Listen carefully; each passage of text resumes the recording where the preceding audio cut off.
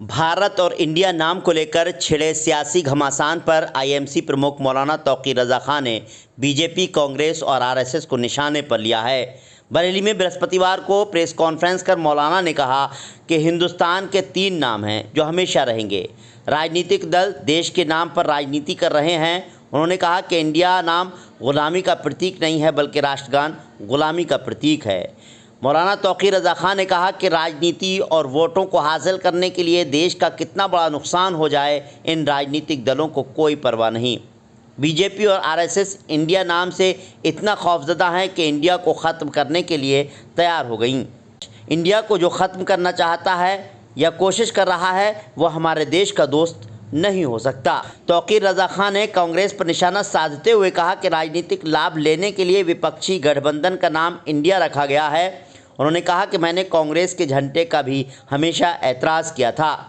जब देश का झंडा तिरंगा है तो कांग्रेस पार्टी को अपना झंडा अलग रखना चाहिए था। इस बार गठबंधन का नाम इंडिया रखा है, ये सिर्फ राजनीतिक के लिए है। कांग्रेस गलत रही है, भाजपा उससे ज़्यादा गलत कर रही है। मौलाना तौकीर रज़ा खान ने कहा कि भाजपा ने कहा था कि ग़ुलामी के प्रतीक ख़त्म किए जाएंगे, तब मैंने लिख कर दिया था कि ग़ुलामी का प्रतीक तो राष्ट्रगान है। ये बात राष्ट्रपति, प्रधानमंत्री और आरएसएस प्रमुख को भी लिखी। उन्होंने इसका जवाब नहीं दिया। जनगणमन अधिनायक शब्द किसके लिए इस्तेमाल किया गया है? उन्होंने कहा कि किंग जॉर्ज के लिए राष्ट्रगान गाया गया था, ये ग़ुलामी का प्रतीक है। उन्होंने कहा कि अगर मुसलमानों से नफ़रत है तो हिंदू समाज के अच्छे शायर और कवि हैं, उनसे राष्ट्रगान लिखवाया जाए।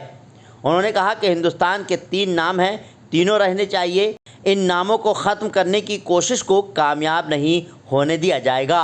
इतना है कि राजनीति हो रही है और राजनीति के लिए, वोटों को हासिल करने के लिए देश का कितना बड़ा नुकसान हो जाए, इन राजनीतिक दलों को इस बात की कोई परवाह नहीं है।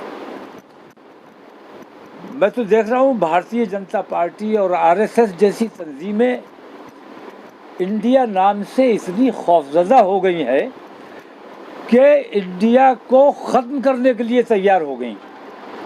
और इंडिया को ख़त्म करने का जो काम करना चाहता है या जो कोशिश कर रहा है वो हमारे देश का दोस्त नहीं हो सकता।